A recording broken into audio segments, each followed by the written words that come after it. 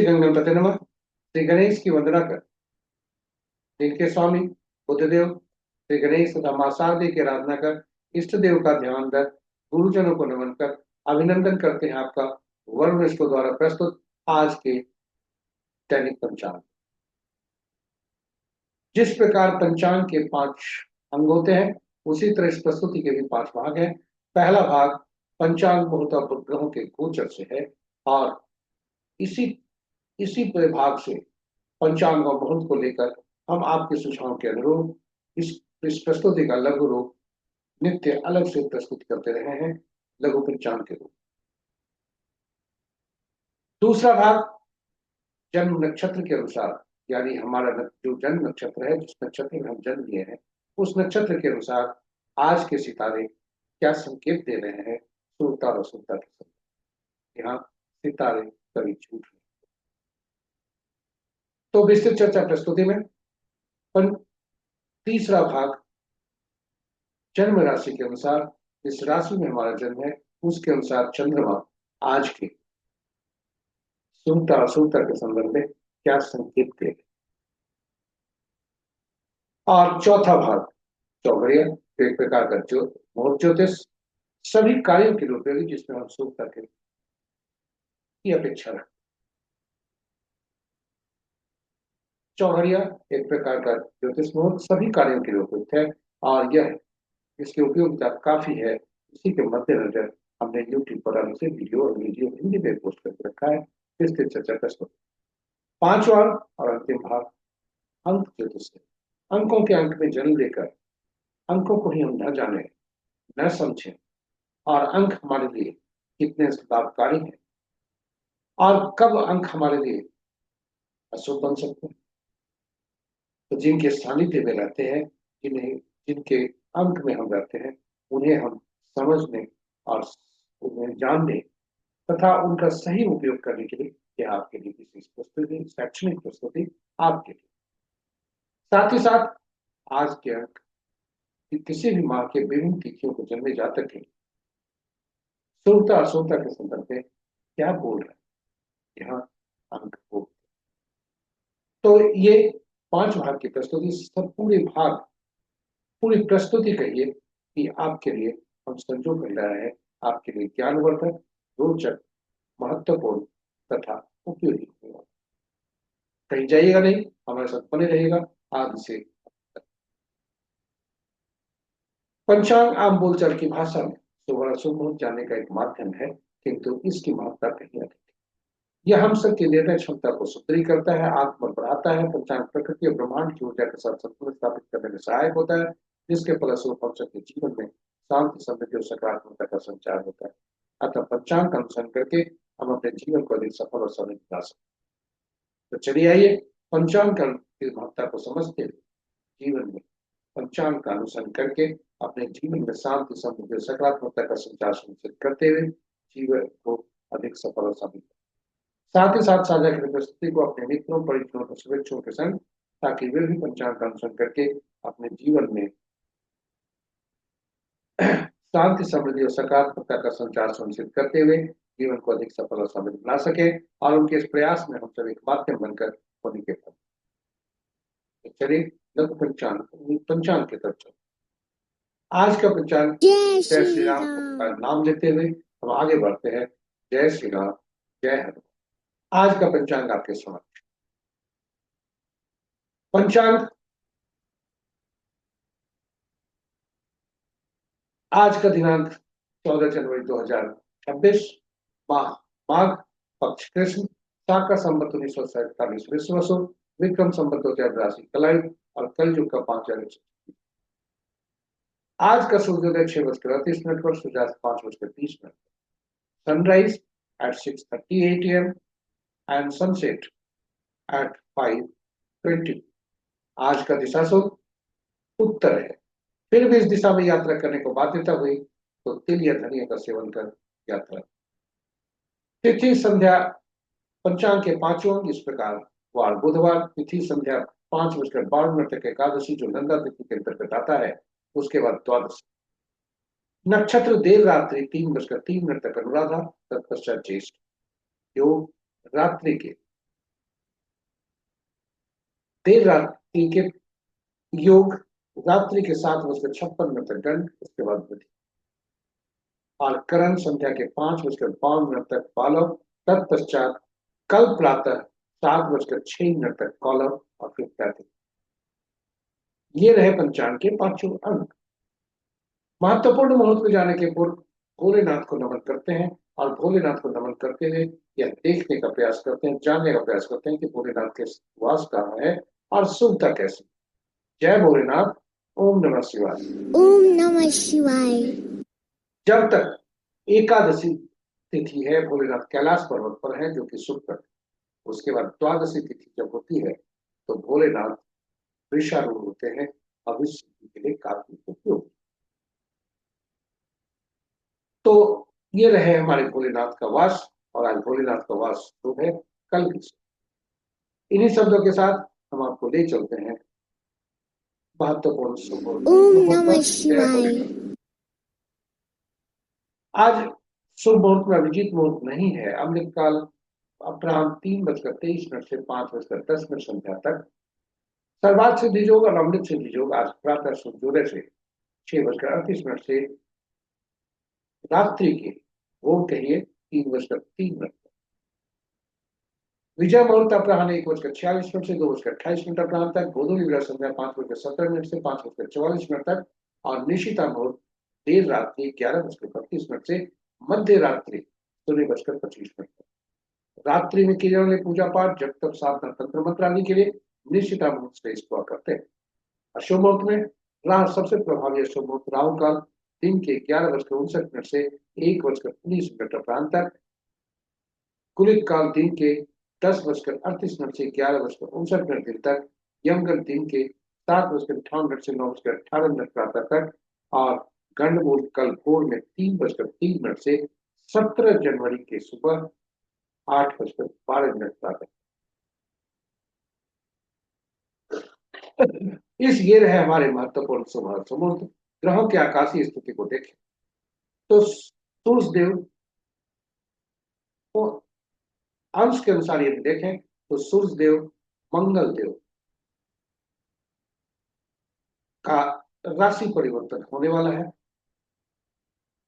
और बृहस्पति देव बकरी चल रहे हैं। साथ साथ शुक्र देव ने राशि परिवर्तन किया है। तो और शनि देव राशि परिवर्तन करने के बाद मार्गी पे है। राशि परिवर्तन नहीं, बकरी की वक्रत्व समाप्त होने के बाद हुए वे मार्गी। इस प्रकार ये सभी ग्रह कमजोर अवस्था। सूर्य देव का आज राशि परिवर्तन होने वाला है और सूर्य देव का राशि परिवर्तन आज 3:13 पर होगा, जब वे मकर राशि में जाएंगे।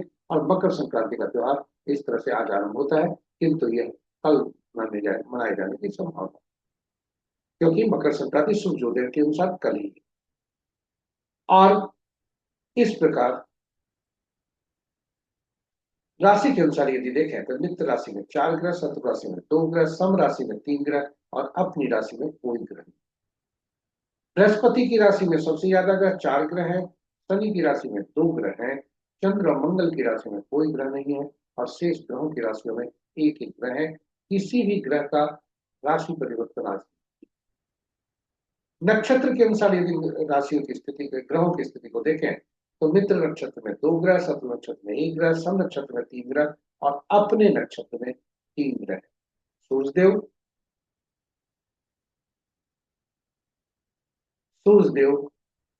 बृहस्पति देव और राहु।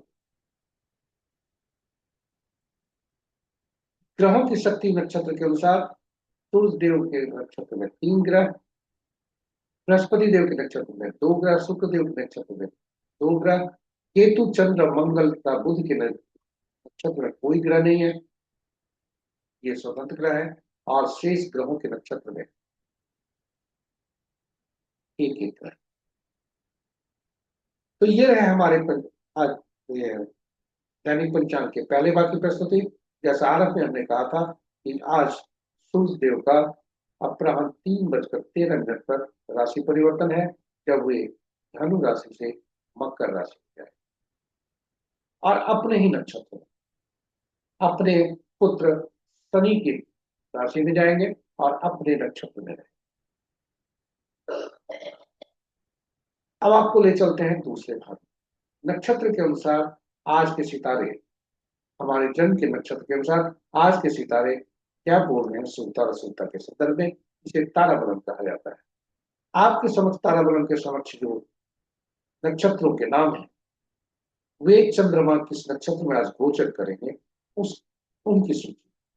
वहीं ताराबलम के नीचे जो नक्षत्रों के नाम है, वह हमारा आपका जन्म नक्षत्र है। हमारा नक्षत्र, हमारा जन्म किस नक्षत्र में है, इन बीज को चिन्हित करके और हॉरिजॉन्टली जब हम आगे बढ़ते हैं और वहां पहुंचते हैं जहां आज का एरो मिल रहा है कि आज का ग्रह कहाँ, आज जो है हमारा नक्षत्र कहाँ पर, कहाँ पर देखें, और इस प्रकार हम, हमारा हुआ प्रतिफल होता है शुभता और अशुभता के संदर्भ में।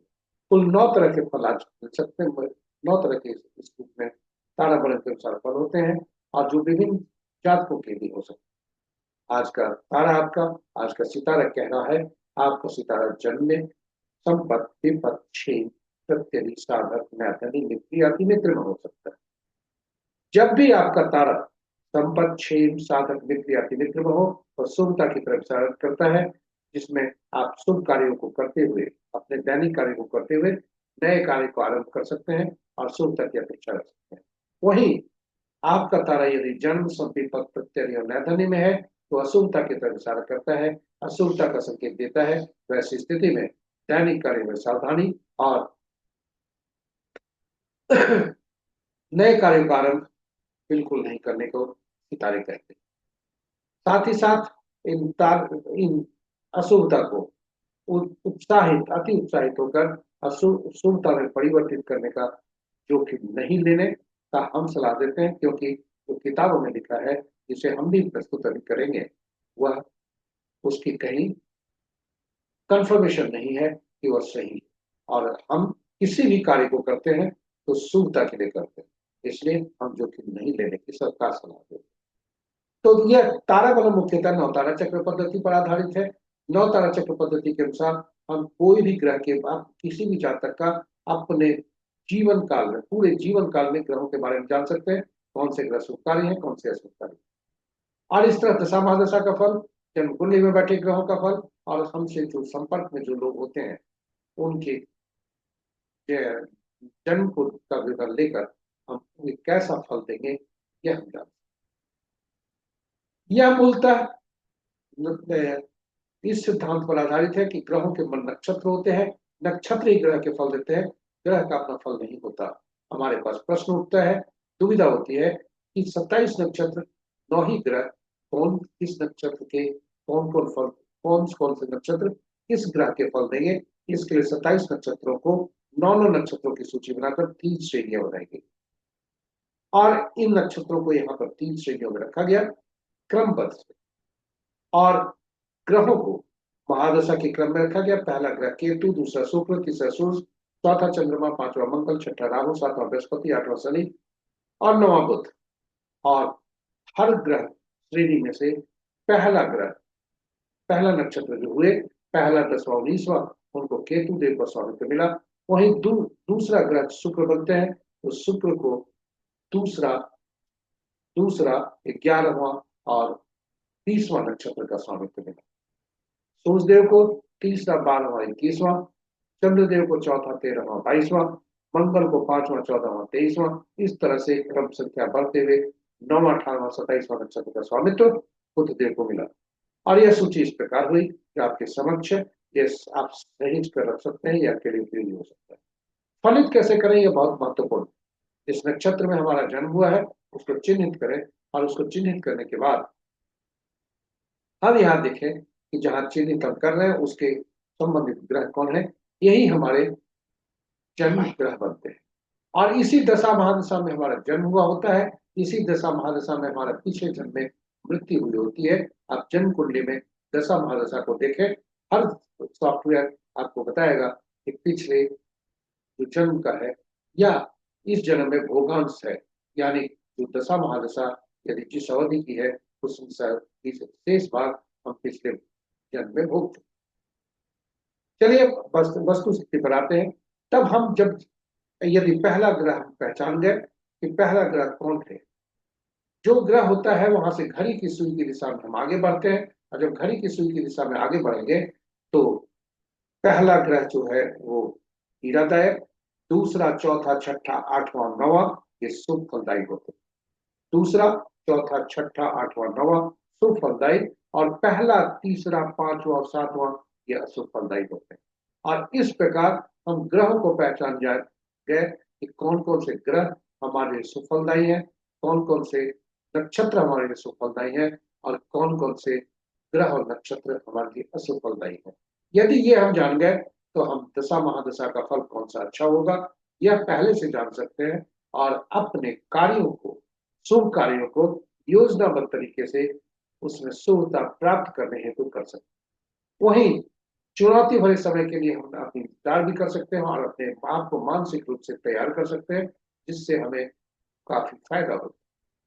और जन्म कुंडली में बैठे ग्रह कहाँ पे बैठे हैं, किस भाव में बैठे हैं, वे हमारे सुफलदायी हैं या सुफलदायी, किस नक्षत्र में बैठे हैं, वे नक्षत्र सुफलदायी हैं या सुफलदायी, इन सभी का आकलन करके हम जन्म कुंडली के में बैठे ग्रहों से अपेक्षा कर सकते हैं, उम्मीद कर सकते हैं और समझ सकते हैं कि कितना फलदायी होंगे।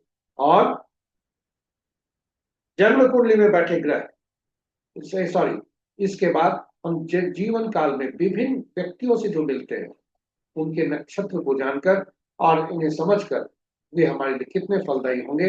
अशुभ नक्षत्र में जन्म, जो हमारे लिए शुभ नक्षत्र है, उनके नक्षत्र में जन्मे जातक से जब भी हम मित्रता करेंगे हमारे लिए अशुभता ही आए, वही शुभ के लिए शुभता। तो इस प्रकार संपत मान लीजिए हमारा, हम दूसरा नक्षत्र, दूसरा ग्रह का जो नक्षत्र है उनसे किसी से बिजनेस पार्टनरशिप करते हैं तो वो हमारे संपत्ति कारक है और हमारे लिए बिजनेस पार्टनरशिप में फलदायी है। और इस प्रकार आप देखें कि हम जान पूरी तरह से जान सकते हैं, मित्रता कर सकते हैं और सावधान भी रह सकते हैं ऐसे मित्रों से जिनका जन्म हमारे वो ऐसे नक्षत्र में हुआ है जो हमारे शत्रु, और यदि शत्रुता सातवां है नक्षत्र बनता है फिर अति सावधान। इन्हीं शब्दों के साथ हम आपको ये शैक्षणिक प्रस्तुति के बाद आपको बताते चले कि तारा नौ तारा चक्र पद्धति काफी उपयोगी पद्धति है, इसलिए हमने YouTube पर नौ तारा चक्र पद्धति पर अलग से वीडियो पोस्ट किया है आपके ज्ञान वर्धन हेतु। साथ ही साथ उसमें भगवान राम, माँ सीता तथा पवन पुत्र हनुमान की भी जन्म कुंडली की चर्चा की है नौ तारा चक्र पद्धति। तो चलिए हम चलते हैं अब आपको वापस तारा बलम पर लेकर कि आज के सितारे विभिन्न नक्षत्रों में जन्मे जातकों के लिए क्या संकेत दे रहे हैं। जी हाँ, सितारे बोलते हैं और सितारे कभी झूठ नहीं। तो चलिए आज का जो चंद्रमा है रात्रि के 3:03 तक वह अनुराधा नक्षत्र में है, उसके बाद ज्येष्ठ हो जाए। और यदि जातक का जन्म भरनी पूर्वा फाल्गुनी पूर्वाषाढ़ नक्षत्र में हुआ है तो पहला भाग अति अशुभ। वही जिस जातक का जन्म कृतिका उत्तरा फाल्गुनी उत्तराषाढ़ नक्षत्र में हुआ है तो दूसरा भाग यश।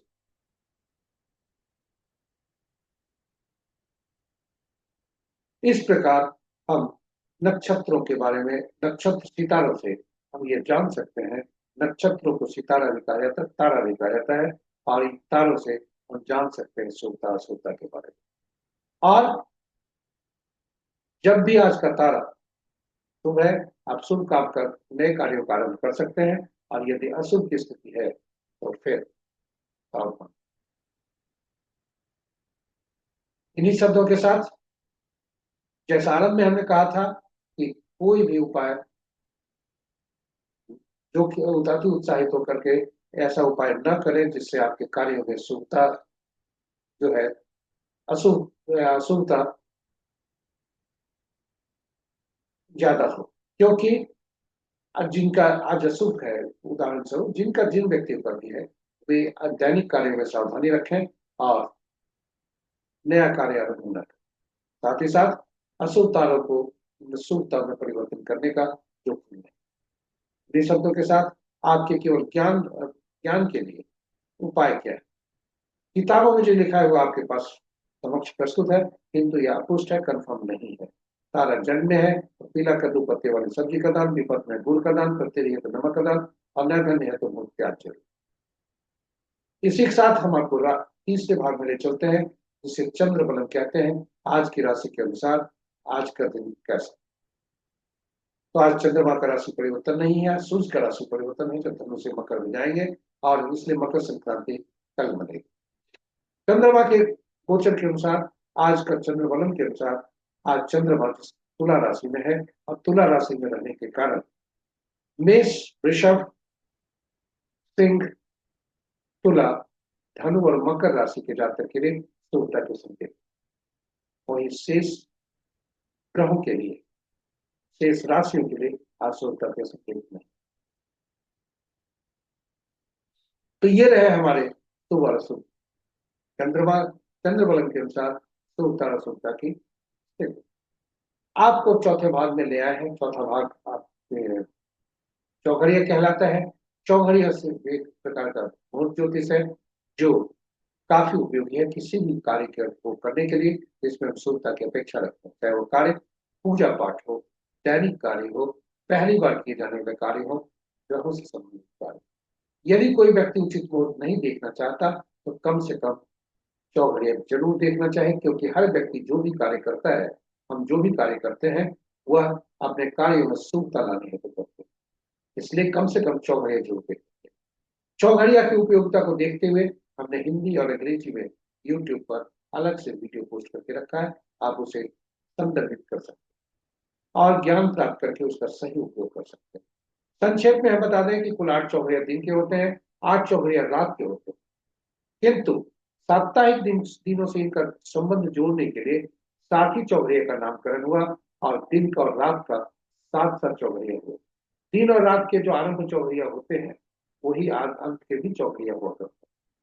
इस प्रकार चौघड़िया का संबंध साप्ताहिक दिनों से हो जाता है, और हम जानते हैं कि हर साप्ताहिक दिन का अलग अलग ग्रह स्वामी है और उनके कार्य वे उपयोगी होते हैं, विशेष कार्य उनके हैं, विशेष प्रयोजन के लिए उपयुक्त होते हैं, विशेष कार्यों में, विशेष उद्देश्यों में वे फलदायी होते हैं।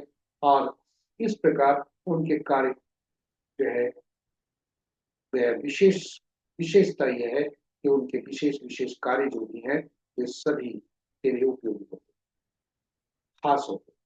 और इस प्रकार ग्रहों के खास कार्य, खास प्रयोजन, खास उनके अधिकृत कार्य है, वह भी इन चौघड़िया से जुड़ जाता है और चौघड़िया को और शक्तिशाली बना देता है।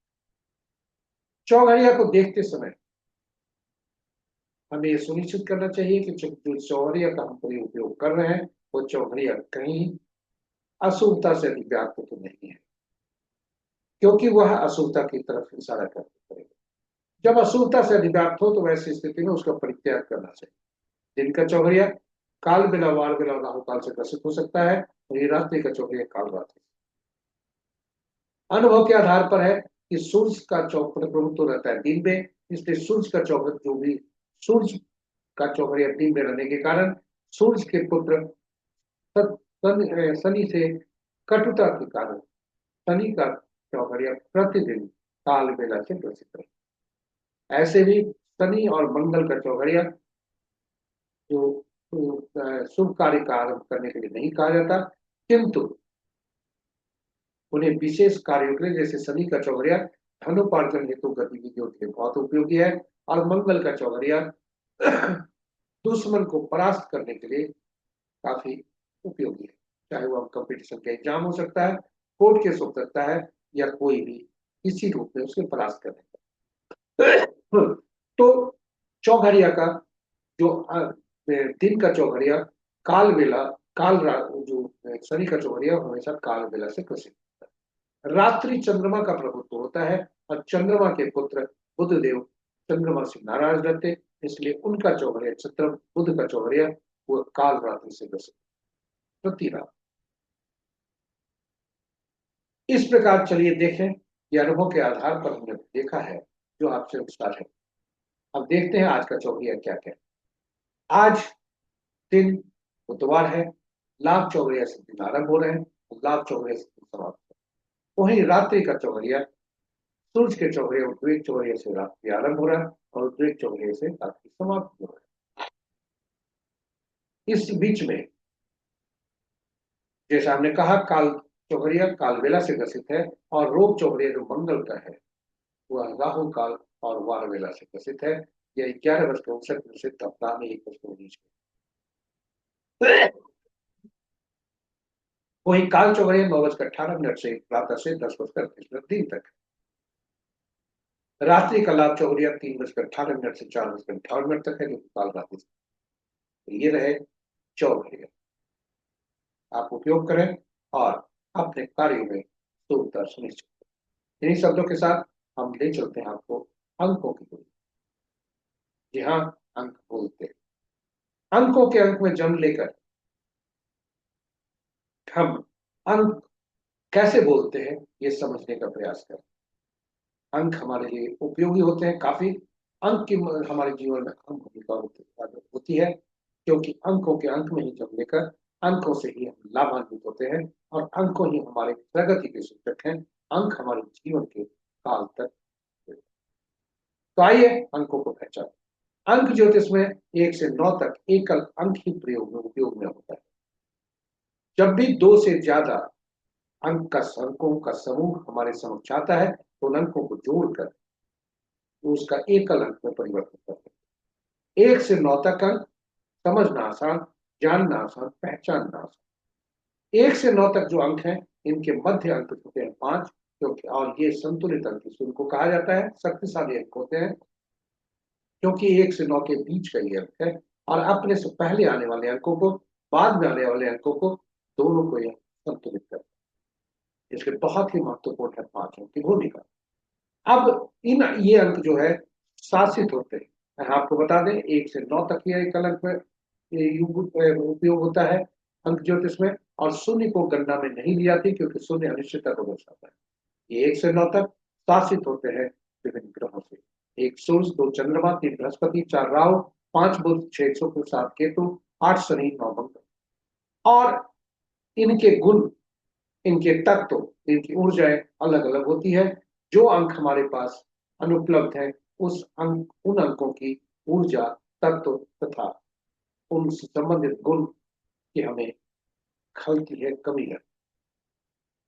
और साथ ही कुछ अंक ऐसे भी हो सकते हैं जो 2 बार से ज्यादा आए, 3 या 3 बार से ज्यादा आने पर उस अंक की जो है निगेटिविटी, नकारात्मक प्रभाव हमारे ऊपर पड़ता है और उससे संबंधित ग्रहों का नकारात्मक प्रभाव पड़ता है, जिसके कारण उनके गुण, उनके तत्व और ऊर्जा का कुप्रभाव हमारे जीवन पर पड़ता है।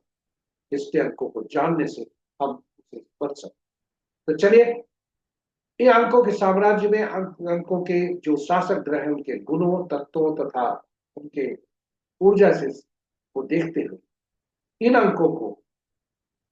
अंकों की दुनिया में विशेष नाम से जाना जाता है। 1 को राजा, सरकार या बॉस से, 2 को रानी या पार्टनर से, 3 को गुरु या सलाहकार से, 4 को शरारती तत्वों से, झांसा में रखने वाले व्यक्तियों से, नियम नहीं पालन करने वाले व्यक्तियों से तथा या कहे झूठ बोलने वाले व्यक्तियों। बुध राजकुमार से, 5 राजकुमार से, 6 मंत्री से या हमें सुख सुविधा प्रदान करने वाले, हमें कंफर्ट देने वाले व्यक्तियों से, 7 धर्मगुरु से, ऐसे व्यक्तियों से जिन्हें भविष्य में घटने वाली घटनाओं का पूर्वाभास हो, पूर्वानुमान। 8 अधीनस्थ, समाज के नीचे तबके के लोगों से, हमारे अधीन कार्य करने वाले लोगों से, नौकर चाकर से और न्यायालय से। 9 सेनापति, पुलिस, डॉक्टर तथा। जब हम जन्म लेते हैं तो ईश्वर हमें कुछ अंक से नवाजते हैं। ये उपहार के रूप में कुछ अंक देते हैं। वह उपहार जन्म तिथि के रूप में आता है, जिसमें तिथि, माह और वर्ष हुआ करते हैं। तिथि और माह 1 या 2 अंकों का हो सकता है, वर्ष 4 अंकों। और अंक ज्योतिष के नियम के अनुसार इन सभी अंकों को एकल अंक में परिवर्तित करते हैं। यहाँ एकल अंक और यही अंक हमारे लिए मूल होते हैं। ये पूरे जीवन में हमारे जो कार्य होते हैं, हमारे हर जगह इर्द गिर्द होते हैं, क्योंकि ये ईश्वर द्वारा प्रकट होते हैं और ये मिटाए नहीं जा सकते। ये चिर होते हैं, स्थायी होते हैं। अब इन अंकों से जो सृजित अंक होते हैं उनको जरा देखिए। मूलांक हमारा जो तिथि तिथि जो होता है वो मूलांक कहलाता है, और वह हमारा आंतरिक व्यक्तित्व दर्शाता है।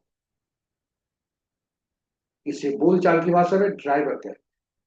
तिथि माह और वर्ष को जब जोड़ देते हैं और एकल अंक में परिवर्तित करके, या कहिए एकल अंक में परिवर्तित करके जोड़ते हैं, फिर उसे जोड़ योग को एकल अंक में परिवर्तित करते हैं, वह जो अंक बनता है वह भाग्यांक कहलाता है। यहाँ वह भाग्यांक कहलाता है, और वह भाग्यांक जो होता है उसे बोलचाल की भाषा में कंडक्टर कहते हैं। और अंक ज्योतिष का मूल सिद्धांत, ड्राइवर और कंडक्टर आपस में शत्रु नहीं होना चाहिए। यदि शत्रु होता है तो हम ऐसे अंक की व्यवस्था करते हैं जो दोनों के बीच की मध्यस्थता कर सके और संतुलन कर सके। और यहाँ पर 5 जो मजबूत अंक है वह जातक के पास है। हमने गूगल से ऐसी जन्मतिथि ली है जो जन्मतिथि जातक के लिए, ऐसे व्यक्ति के लिए है जो हमारे भाई कहे कि विख्यात व्यक्ति हैं, उनकी जन्मतिथि हमने ली है। उनका जन्मतिथि है, उन्हें जन्मतिथि की पहले से भविष्यवाणी, पहले से बधाई दे। और यह जो हमने गूगल से लिया है इसका उद्देश्य शैक्षणिक है, न कोई भविष्यवाणी करने। अब इनका मूलांक 5 और भाग्यांक 3 होता है।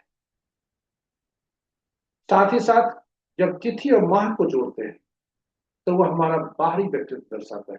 तिथि हमारा आंतरिक व्यक्तित्व, तिथि और माह को जोड़कर बाहरी व्यक्तित्व, जिसे जिसे हम एटीट्यूड नंबर या हम अचीवमेंट नंबर कहते हैं। तिथि और वर्ष को जोड़ने के बाद एक अंक में परिवर्तित करके पुरुष के लिए 11 से उसका अंक को घटाते हैं, और फिर एक अंक में परिवर्तित करते हैं, और महिला के लिए 4 उसको। ये पुरुष की जन्म कुंडली है, इसलिए जब 1950 को हमने जोड़ा तो वह 6 होता है, और फिर 6 को 11 में से माइनस करते हैं तो घटाते हैं तो 5 बनता है। वह भी 5 अंक शुभ अंक है। अब अंकों इनके कौन कौन से मिसिंग अंक है और कौन कौन से ज्यादा अंक आ रहे हैं, इनको देख।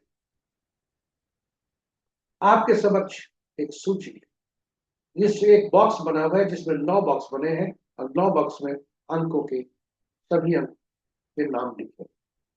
और ये आप देखें 4 3 8 जो वर्टिकल देखें तो ये थॉट प्लेन कहता है, विल पावर प्लेन 9 5 1 कहता है, एक्शन प्लेन 2 7 6 6 कहता है। और इस तरह से अगर वर्टिकली देखें तो 4 9 2 इंटेलिजेंट, 3 9 7 इमोशनल, 8 1 6 प्रैक्टिकल।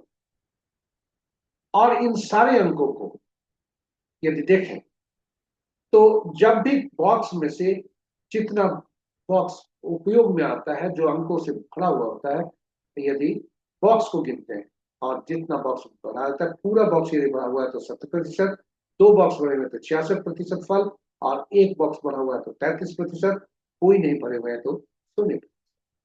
इस जातक का देखें 2 7 6 जो परमानेंट स्थान है अंकों के, वे मिसिंग, वे अनुपलब्ध है। 2 7 और 6, साथ ही साथ 5 और 1, ये 2 3 3 बार आए। इसलिए इस जातक का अगर आपस में कोई भी अंक हम व्यवस्था करें पूरे जीवन में, तो हम 5 और 1 दोबारा अंक का प्रयोग नहीं करेंगे, क्योंकि वह ज्यादा बढ़ेगा तो हमारे इनके लिए निगेटिव की।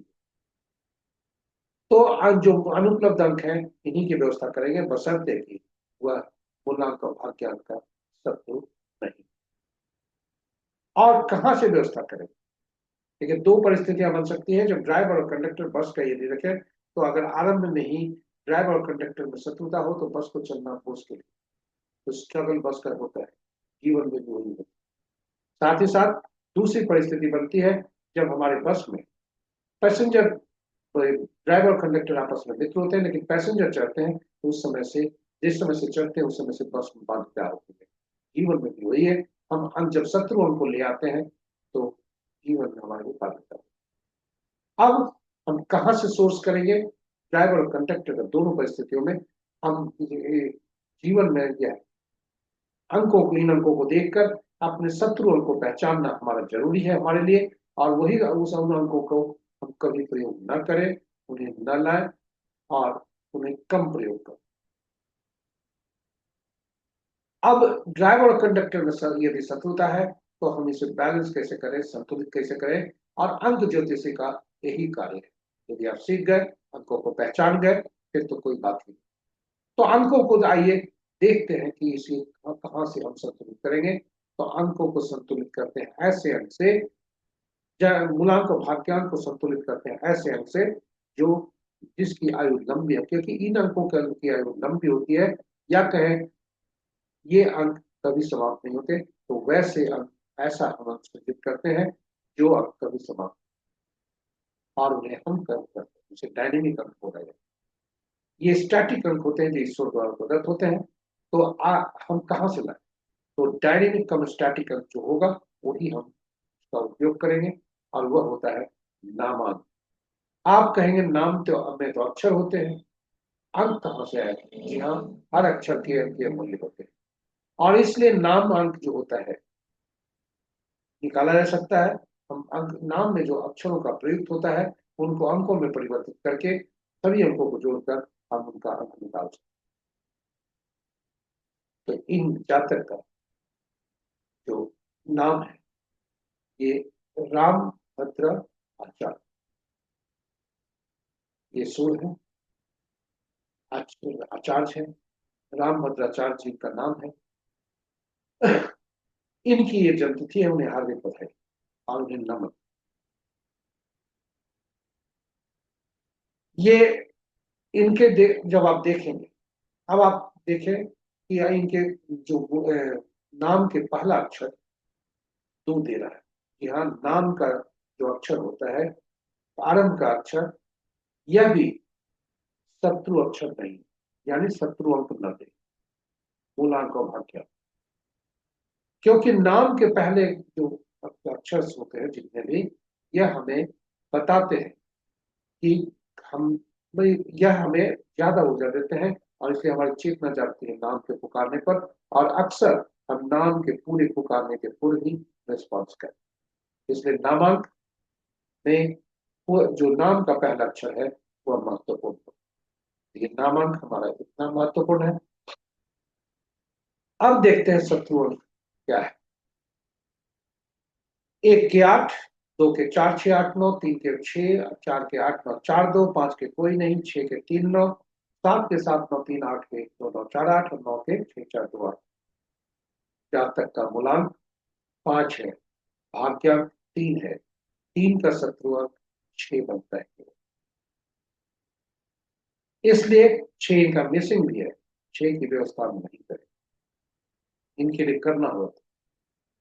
और नाम का पहला अक्षर 2 बनता है, जो कि 3 का शत्रु अंक नहीं। इसलिए, और 8 जो बनता है नामांक, वह भी इनका शत्रु अंक। इसलिए अगर नाम का 8 नहीं होता, नामांक नहीं होता, तो इनका 8 भी मिसिंग अंक होता। और इस तरह से हम इनके अंकों को देख सकते हैं। इन अंकों को देखें, यदि शत्रु अंक को आप भी देखें, सूची ये बहुत महत्वपूर्ण है। और इन अंकों के समक्ष एक और सूची पर रखी हुई है, जो हर अंकों के शत्रु अक्षर कौन कौन, यह इन्हीं अंकों से सूचित किया गया है। अब इन अंकों को देखें, कुछ अंक ऐसे भी हैं जो अपने ही शत्रु हैं, 4 7 8। इसलिए जब भी हम इसे प्रयोग करें तो संभल कर करें। मोबाइल में हो, जीवन के किसी ये में 44 88 444 888 777 999 आदि अच्छे दें, क्योंकि ये अपने ही के दुश्मन, एक जहां भी रहेंगे अकेले ही रहेंगे, एक म्यान में एक ही तरह। तो इस तरह से हम अंकों को जान गए, अंकों को पहचान गए कि कौन से अंक हमारे दुश्मन है, और इस प्रकार शेष अंक आरंभ में हम इतना ही जाने, और शेष अंक कौन से तटस्थ है, कौन से मित्र है, ये हम एडवांस न्यूमरोलॉजी में जाने। तो चलिए आज इतना ही। और 2026 वर्ष है, 2026 वर्ष आपका कैसा बीतेगा ये जानने के लिए जन्म तिथि में से वर्ष को निकाल दें और वर्तमान वर्ष को जोड़ दें। यदि जनवरी 1 जनवरी 2026 के 1 जनवरी के बाद का जन्म तिथि है और आज की तिथि से पहले का है, तो फिर 2026 लगाएं अथवा 2025 लेकर ही चलें और फिर योग करें, रनिंग एज को निकालें। रनिंग एज आज और आज का ये जो कंडक्टर निकल रहा है पूरे अंकों को जोड़कर, और आपका मूलांक और भाग्यांक से कैसा समय, और उसी रेशियो में इस वर्ष का फल शुभ और अशुभ हो। तो मूलांक 5, भाग्यांक 3, 3 और 4 शत्रु नहीं है, 3 और 7 शत्रु नहीं है, 4 और 7 शत्रु, इसलिए इनका साल अच्छा बीतने की संभावना। इसके साथ ही आज की तिथि क्या संकेत दे रहे हैं, आज के अंक क्या बोल रहे हैं, आज की शुभता के बारे में। आज का जो अंक है 7 है, और 7 अंक आप देखें, ये 7 अंक मित्रवत किन अंकों से हैं? मित्रवत 4 के साथ हैं, 6 के साथ हैं और 8 के साथ। यानी 4, 13, 22, 31 तारीख को जन्मी जातक, 7, 6, 15, 24 को जन्मी जातक 6 है, और 8 है, 8, 17, 26 को जन्मी जातक के लिए 300। वहीं शुभता के संदर्भ में तटस्थ जिन अंकों से हैं वे 1, 10, 19, 28, 2, 11, 20, 29, 5, 14, 23, इन अंकों के इन तिथियों को जन्म जातक के लिए आज का दिन साधारण रहने की संभावना है, और शेष अंकों के दिन जन्म जातक के लिए दिन थोड़ा उत्तम नहीं हो सकते हैं। 9, 18, 27 तारीख को जन्म जातक थोड़ा अति सावधान रहे, क्योंकि ये अति सत्य। इस तरह से हमारी प्रस्तुति यहाँ समाप्त होती है। आप हमसे बने रहें, इसके लिए बहुत बहुत धन्यवाद। और इस प्रस्तुति को और बेहतर बनाने के लिए आपका सुझाव अपेक्षित है। आशा करते हैं कि आपका ये प्रस्तुति पसंद आई होगी, फिर भी सुझाव आपका आमंत्रित है। इस प्रस्तुति को और बेहतर बनाने का आपका सहयोग है। यदि आप चैनल को पहली बार देख रहे हैं तो हमारे चैनल को सब्सक्राइब करें, साथ ही साथ नोटिफिकेशन बटन को दबा दें ताकि हमारी प्रस्तुति की सूचना आपको मिल सके और आप उसे लाभान्वित हो। और अंत में आप हम आपसे आग्रह करेंगे कि इसे साझा करें प्रस्तुति को अपने मित्रों, परिजनों, शुभेच्छुओं के संग, ताकि वे भी लाभान्वित हो सके इस प्रस्तुति। और अंत में आज का दिन आपका के लिए हम जो विदा लें इसके पूर्व आज के देवता, दिन के देवता बुधदेव तथा श्री गणेश से कामना करते हैं कि आपका दिन। इसी के साथ हम आपसे विदा लेते हैं। जय बुद्धदेव, जय मां शारदे, जय जय।